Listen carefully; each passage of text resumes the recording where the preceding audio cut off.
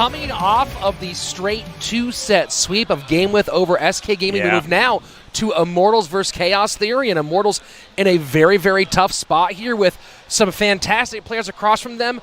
Even if they can get through the 2v2, the talented 2v2 duo of JTV and Trainer Dex, they have to deal with Benzer probably not just once, but twice. Yeah, I mean, Benzer and Lapicati going to be opening off our day here with Chaos Theory and Immortals, but Immortals now in a very, very tough position. You saw SK going down just moments ago, and that puts a lot of pressure on the last year's North American champions. Now, CRL Asia now in a position where they are essentially playing with the house's money. They got a big cushion now. Obviously, they would like to take it home right now, but there is not even close to as much pressure as there is on CRL West. And you have a very confident Chaos Theory, not just feeling the looseness of not having the pressure on, but also knowing the level they can perform at. They've been great this weekend. Of course, Benzer has been phenomenal, but their 2v2 duo has done very well on top of that as well. So you have a team that's ready to go out against some guys who have very big names, and you know Chaos Theory would love to take down Immortals. Yeah, so Chaos Theory did open up against SK on that first day of competition where Benzer ended up taking down Soking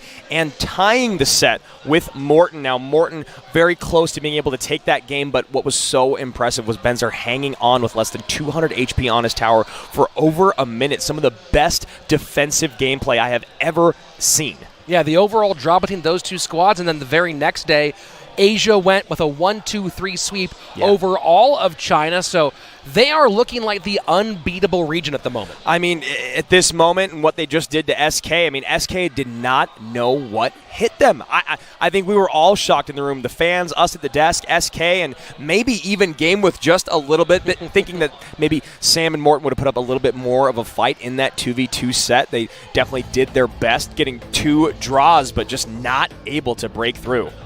So taking a look at the standings for the moment, Game With now has given 1 point to CRL Asia, so just 1 more point needed for that region to close out the victory here in our All-Star Break weekend. And back now, we'll be heading to the stage in just a moment to introduce our players. And, of course, we all know Immortals very well on our side. People might not know Chaos Theory as well, but keep in mind, there's one player we all know pretty darn well, and Oh Yeah, who spent his first season with his opponents today in Immortals. And then Benzer. We talked today about those names that make their way over into the Western zeitgeist of Clash Royale. And the 2 big ones from Asia were KK, who didn't have to play today, and then Benzer. Yeah, Benzer, again, playing very, very well in both of his sets earlier on, or I guess all 4 of his sets, if you will. And, you know, Immortals here going to kick it off with Lapicati going up against Benzer. Very surprising ban there from Lapicati. You mentioned before that all the Asian teams today moving forward after that very first set have banned NATO all the way across the board. But Lapicati bans his best card in Mortar. Shocking. He bans Mortar, which means that the 2 players who are probably 2 of the top 5 Mortar players on the planet in Benzer and Lapicati will most likely not be seeing that from either player, although the question does arise that if we do get a draw in game number 3, if we do go even, if we are 1-1 after 3 games, better way to put it, and we go to a game 4, will we see one of them play Mortar? Do they both go to it? Is there a bit of a gamesmanship if that does happen, or maybe one player plays it, the other one goes for a snipe? Well, the idea here is it's probably, if Mortar's not taken off the board, then you're going to have a mirror matchup most likely, which can be very, very frustrating, especially if you're playing against one of the other best Mortar players in the world. Usually when you play your comfort deck and you run up against your comfort deck, you know the best ways to take advantages of mistakes that are made. So maybe Lapicati does not want to put himself in that position to where he's going to have to play absolutely perfect with a card that Benzer knows just as well as he does. If a game 4 happens, I think it would be a mistake to go with Mortar. I would probably go with something that counters Mortar but has some variability as well. So, but that's a long ways away. For now, we have these 2 players going to have to open up against each other. Lapicati so far has had a good outing, 2-0 in his games thus far here at WCG. And, of course, Benzer has been fantastic as well. Taking a look one more time at the Chaos Theory lineup from right to left. You have Oh Yeah, who has been kind of chomping at the bit to get out his old team, and then Trainer Dex, JTV, and of course Benzer Rydell. Yep, and then on the other side of it, a team that we know and love very, very well, Immortals, their coach on the far left, Trainer Luis, followed by Royal Lapicati. the God RF, and of course, Crap, who did fall into that final 1v1 set yesterday. Everyone looking very, very serious, knowing how much is on the line. And there you see the love of the former teammates. Lapicati actually never played with Oh Yeah, as he was a new addition to the squad this season. But a lot of love on the field with so much at stake, Rich. This is a big one. Chaos Theory with a chance to make a massive statement on the international stage.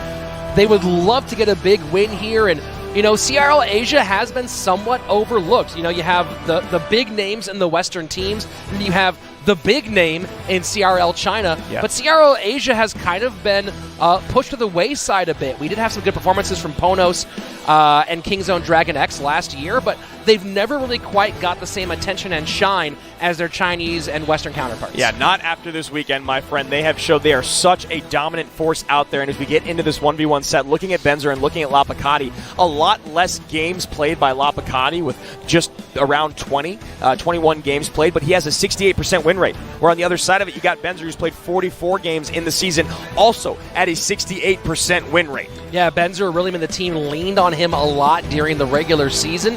And of course, you can see that reflected in the number of games that he played. Lapicati didn't have that same level of pressure, especially with a teammate like Royal in the wings as well. But he did have his big moments. And in the regular season, with an over 70% win rate, he had the best win rate of any player, especially who played more than 5 games in all of CRL West, and was my easy vote for Rookie of the Year. Yeah, I couldn't agree more with you. And some of our CRL Asia and CRL China counterparts, the casters, have all heralded Benzer as the best player. He is better than anyone we have in the West, apparently, according to them. Now, obviously, I don't completely agree. I don't entirely disagree either. We've seen how well he can play, but he will be going up against a young, very, very young and very confident man in Lapicati, and that is one of the things I love most about watching Lapicati play. You see he's got a smile on his face right now. He does not let the pressure get to him. He plays his game on the field, whether it's dancing around, whether it's talking to himself, and most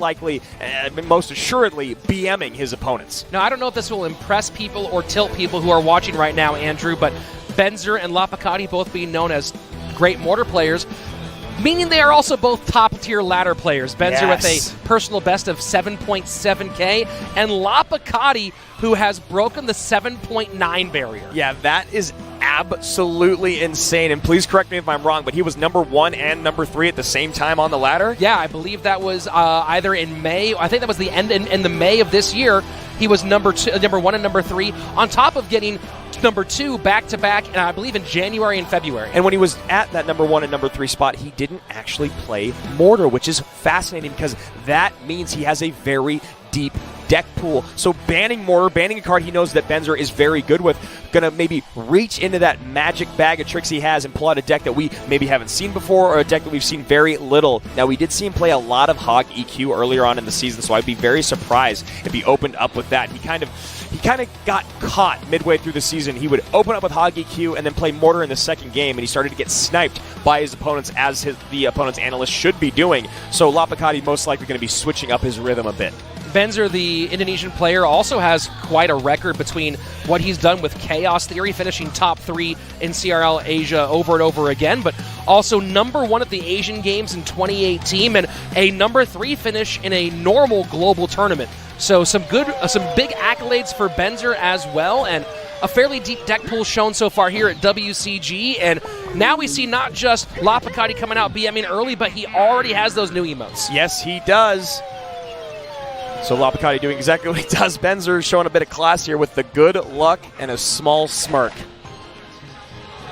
Lapo opening with the band to the left-hand side. Guard split for Benzer. So talking about all that ladder work for Lapicati, Andrew, so far in 2019 alone, he has had 2 number 2 finishes, 2 number 3 finishes, and a number 1 finish on ladder. That is absolutely astounding.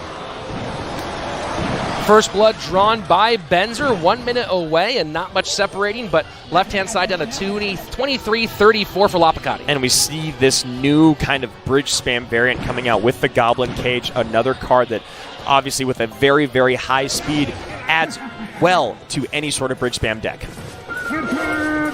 And Here we go. Yep. Spencer going with the Goblin Giant Sparky variant that had the highest win rate of any deck played in CRL West, or at least of any deck that got more than 10 plays. Yeah, very, very nice use of the guards there to bring the bandit to the center, and now a healthy Sparky about to cross the river. And a nice high Goblin Cage easily takes care of that Sparky shot and sets up a counter push, forcing Benzer to respond. Yeah, timing there was excellent. The Brawler getting right in front of those minions, and now a few shots in from that from that Musketeer, defended very well by Benzer. So Lapakati does have two very interesting answers to that Sparky there, Andrew, between the Goblin Cage, as we just saw it used, but then also, if necessary, that Battle Ram can also take a shot and then spawn those two Barbarians right on the Sparky. So you have a Bandit connection on one end and a Musketeer connection on the other.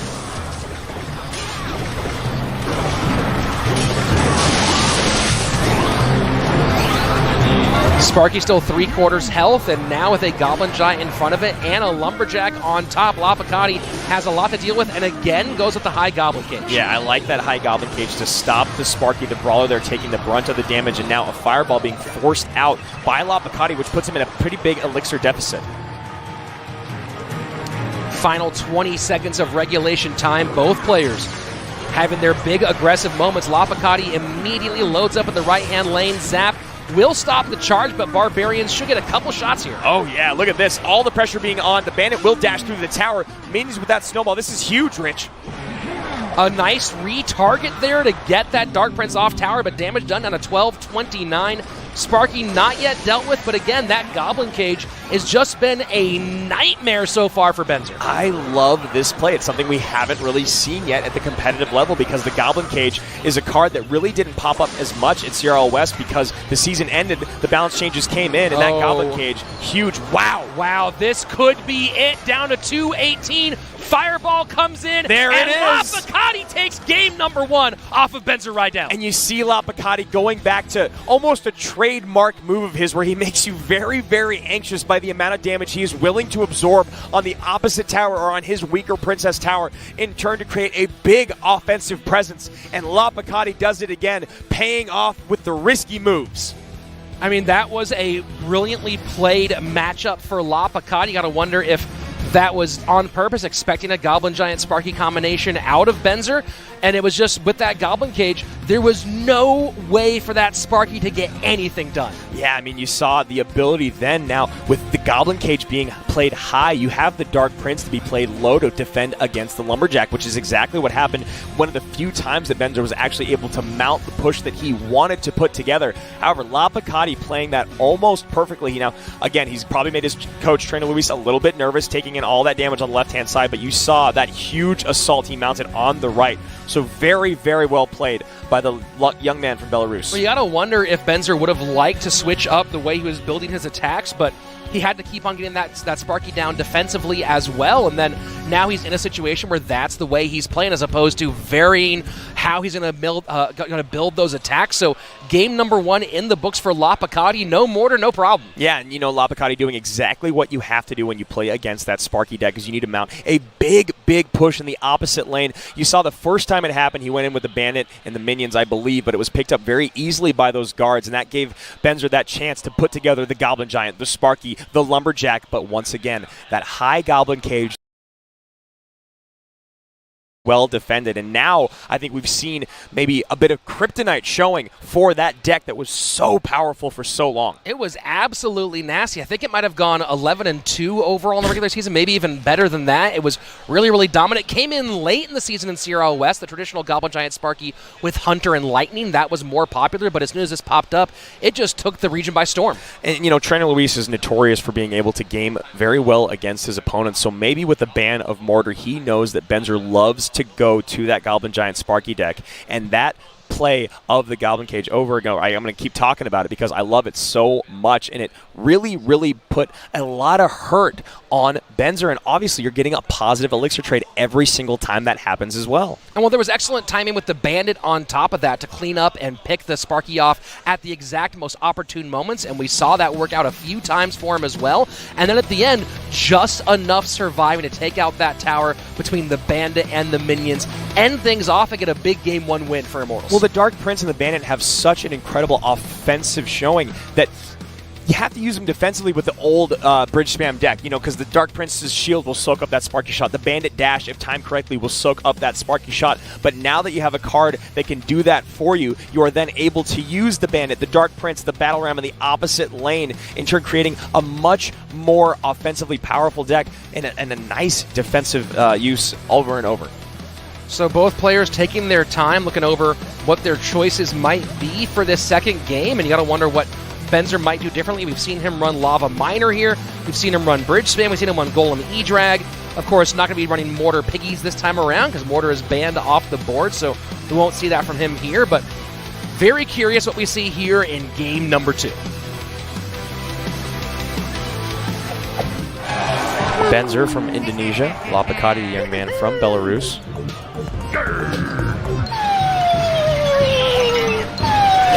Didn't see a lot of BMing once the game started moving, huh?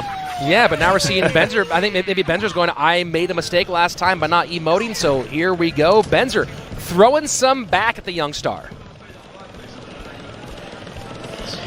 Musketeer we've seen used over and over again in graveyard decks these days. And early lightning and a very, very nice battle ram to pull that Mega Minion opposite direction, and loading up on the right-hand side is Lapakati. That is a very nice little swerve from Lapakati. Should be able to get a few hits in from those minions. More than a few, Andrew, down to 20-30, so a nice opening sequence from Lapakati. Looks like he's running back the story we saw before. Benzer did get a nice little opening spot from that lightning, but it felt like Lapakati saw it coming and played it perfectly. Yeah, it's always tough when you play those lightnings early on. You do get obviously some tower damage, you take out the unit, but you a negative elixir trade that early on in the game allows you to susceptible defensively. And both players waiting up to 10, taking their time, and here we go. Lapakati throwing the Goblin Cage now in the middle, not needing to save that for the Sparky this time out. Yeah, very nice passive cycle card. Unless, of course, Benzer's going Sparky again. Yeah, so that lightning not very effective against the Dark Prince or the Goblin Cage. Although Goblin Cage, a few cards back, and wow. Brawler getting tanked for by that Barbarian. A ton of damage going to come in on the left-hand side, and easy defense on the right from Lapakati. Although he does miss the snowball. That, again, was going to be that curve screen miss out there on the right-hand side. You see Lapo shaking his head, although still in a decent position with a solid lead in both lanes. Yeah, you see Benzer throwing a little bit of shade with that well played, but not able to capitalize on the misplay. Fireball in. Hunter pushed outside. Barbarian all over that tower, and now both sides for Benzer Rydell under 850. Lapakati with ice in his veins at the moment, and now the Goblin Cage is back in cycle, overloading on the left as you have to do when you're playing against that deck. I'm a little surprised, Andrew, with Benzer going back to the Goblin Giant Sparky again, maybe thinking Lapakati would move in a different direction. Yeah, I don't think he expected him to run it back. And there you go, Battle Ram high to pick up that Sparky shot, although this time a very well-timed lightning. This could be trouble for Lapakati. Oh, that is a lot of trouble for Lapakati. 1 second left, and the BM's flying from Benzer, evening things up.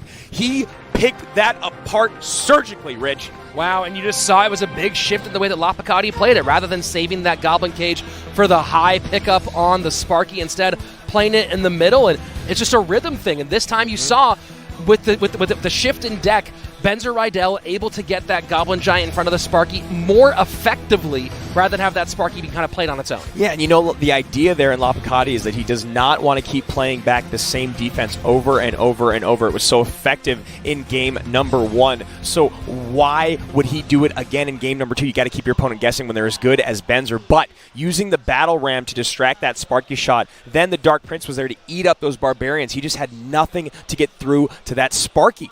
Wow, just after controlling the entire game, both sides down to under 850, it's one push, and that's what Sparky will do to you. We call it the comeback deck, and here we saw Benzer Rydell played that sequence perfectly, got the Sparky on tower, and now we're at even 1-1. He just could not get through to the Sparky. So I don't know if they both run back the same deck again, but if they do, I really think the high Goblin Cage is the way to go. Now, Benzer may be expecting it, but you saw that did not work. Well, you saw the Battle Ram come down to pick up a Sparky shot, but also the Battle Ram was played about 2 tiles, 3 tiles off of the... Trainer Luis, the coach, coming in, trying to pep his player up. Lapakati very, very frustrated with himself, knowing that he should have had all the answers defensively, but he just got outplayed in that last sequence. A very good adjustment by Benzer. And again, we talked about the variance of defense by Lapakati, but the variance of offense here by Benzer, knowing he felt like he could win this game with Goblin Giant Sparky, falling behind, but finding a way to put things together and take the win. And you know, with the Dark Prince, the Battle Ram, and the Goblin Cage on the field, Benzer did a great job of utilizing his lightning to its utmost, taking out Princess Tower damage, and of course that very high DPS Musketeer. It's hiding away in the back. At that point, the Goblin Giant just walks right up to the tower, and good night. Yeah, it felt like that opening lightning we saw might have been a bit of an early play, but in the end, just was not enough for Lapakati. Wasn't able to keep things together, and that's the real thing about Goblin Giant Sparky is you mess up one time, there is no recovery. And we talk a lot about mind games here, Rich, and maybe that's exactly what Benzer was going for. He was going to sacrifice tower damage on the left-hand side to bait out a big push from Lapakati, who then was wanting on defense, or wanting elixir-wise defensively throughout the rest of the game. So maybe a bit of mind games going on from Benzer, looking ahead maybe 10-20 moves. Let's go ahead into game number 3. Things are all tied up between Lapakati and Benzer Rydell.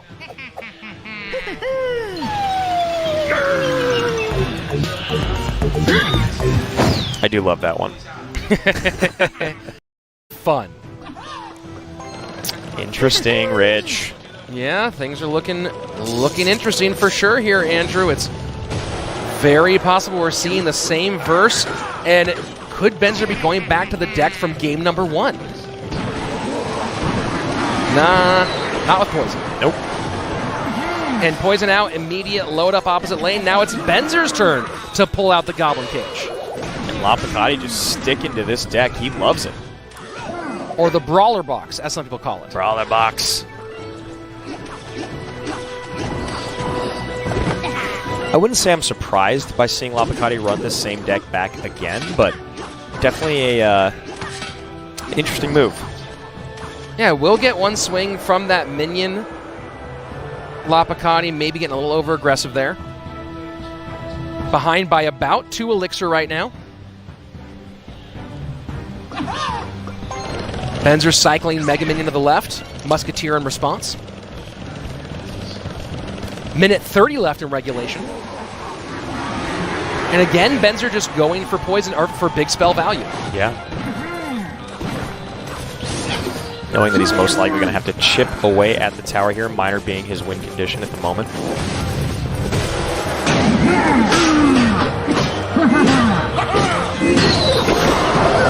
So not much doing so far for Lapakati, heading to double elixir time, and there you go. Benzer dropping the lava, an immediate load up opposite lane, but Goblin Cage is there to pick up. Well, you saw there Lapakati making a -2 elixir trade by sending in the Dark Prince and the Snowball. He will get a big connection here, but I don't know if it's going to be enough, Rich.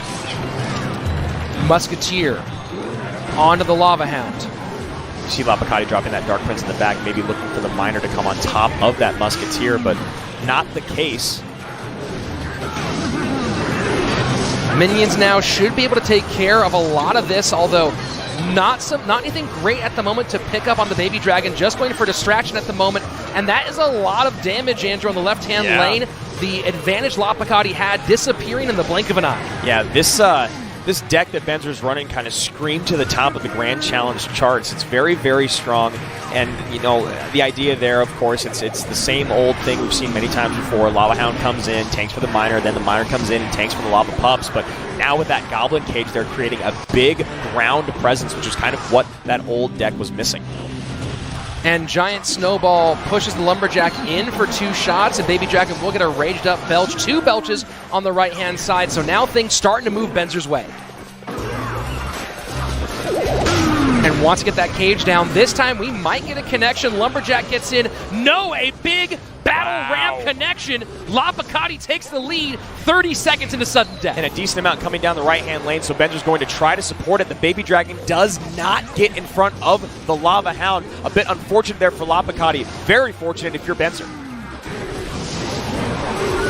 Poison again going for value from Benzer, and he will get a lot of it. Forces the fireball out. Tower going down to 12:06, and Goblin Brawler left-hand lane. So again, Lapicati taking the lead, putting pressure on both sides. Yeah, both towers even on either side for both of these gentlemen. However, Lapicati having about a 400 HP lead.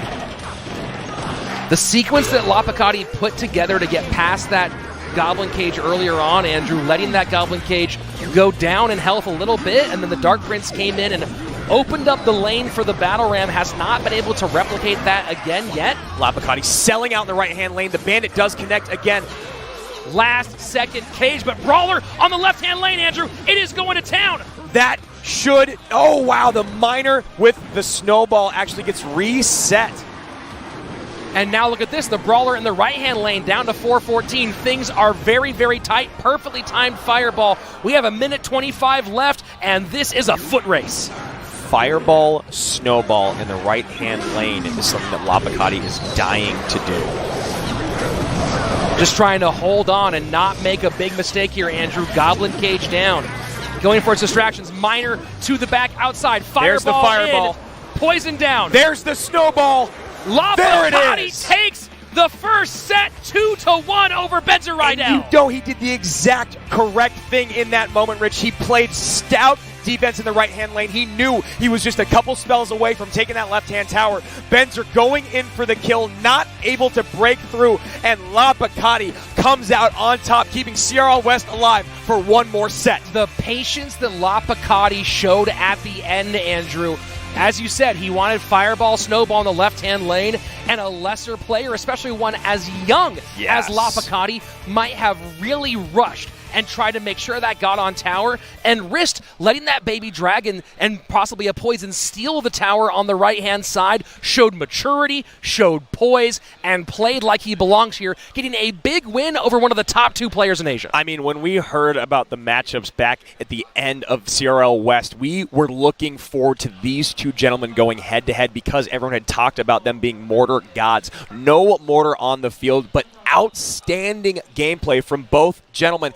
He said 16 years old with that much composure. His future is so bright here at CRL. I wouldn't have played defense there. I know that that's the right thing to do, but in the moment I would have been like, get me a fireball right now. That's all I want. Stayed in the pocket, played smart defense, and it was the Musketeer, then the Goblin Cage that kept the distractions, kept anything from pointing towards that tower, and kept Lapicati in the lead. Well, here's the thing. If he would have went for the fireball and then the Snowball, he would have been wanting Elixir-wise defensively, and the Snowball still has travel time, and with a Brawler right there, with those units coming in as fast as they were, the Miner, he had to play defensively. That was so well executed. And now we get into our second set here in match number 2. Yeah, 2v2 coming up, and this is a big difference now. AC and RF playing with a set in hand rather than a set behind, and that gives this duo a lot of freedom, a lot of flexibility up against JTV and Dex. Yeah, Dex and JTV very, very excited here. JTV came up to me before the match and was asking if we were going to cast it, and he wanted to show us exactly what Chaos Theory can do to this very, very respected duo in AC and RF. Again, last season and this season both showing that they are some of the best 2v2 players in the entire world. Struggled a bit more this season, but still very, very high up on the ladder. You want to talk about the regular season? It's actually Jay and Dex who came out with a better win rate in 2v2 at 51% to the 48% of AC and RF, who just had some struggles mid-season, but they feel like they've repaired them by this point. Well, you saw them on day 1 here at WCG in the qualifying round, if you will, and they really weren't on their game. It seemed, I don't know if it was the travel or maybe just not knowing what to expect from their opponents, but now is the moment for them to bounce back. Well, there was a last-minute shift in opponent. They were meant to play Chaos Theory on day 1. Some last-minute shuffling put them up against Ponos, and once again, Ponos was their kryptonite. But then the next day, they came out firing and now have a 4-2 game record overall here at WCG. Yeah, and that's a very interesting point that you make, that they were originally supposed to play against Chaos Theory. So now they've had about 3 weeks to a month of preparation against the team. They weren't even sure if they were going to meet at all here at WCG. And now they're in a good spot. Of course, Jay and Dex, also a talented 2v2 duo, and very excited in this position. And again, reminder that the overall Asian region is playing with a match in hand. So while you know that Jay and Dex want to get this set win and are feeling some pressure, they're not feeling like their entire region is riding on their backs right now. Yeah, and I'm so happy for Immortals in that moment of having Lapakati take the first set, because that pressure grows exponentially from set to set. Now, let's say Lapakati had fallen down in that first set, which he did not. This would be all riding on Immortals, Crap, and the God RF. Right now, you see smiles on their faces, ready to go. They are dialed in, and with a set in hand, maybe playing a bit more comfortable and confident than they would have been. So JTV and Trainer Dex, both Chaos Theory lifers. They've been with the team for their entire run as CRL pros. And just the same thing across from them with Crap and the God RF, of course, also Immortals lifers. So I don't expect those guys to be going anywhere anytime soon. Of course, Crap has been on the scene for a very, very long time. CCGS North America in fall in 2017 took number 6. And of course, he made his big name back in July of 2017 with that early third place finish on ladder. Yeah, so AC and RF ready to go against JTV and Trainer Dex from Chaos Theory in this second set. NATO being banned by Chaos Theory, and Lava Hound banned once again by Crap and the God RF. They do not want to deal with Lava Loon. They do not want to deal with Lava Miner. Lava Hound has been so effective in that second set.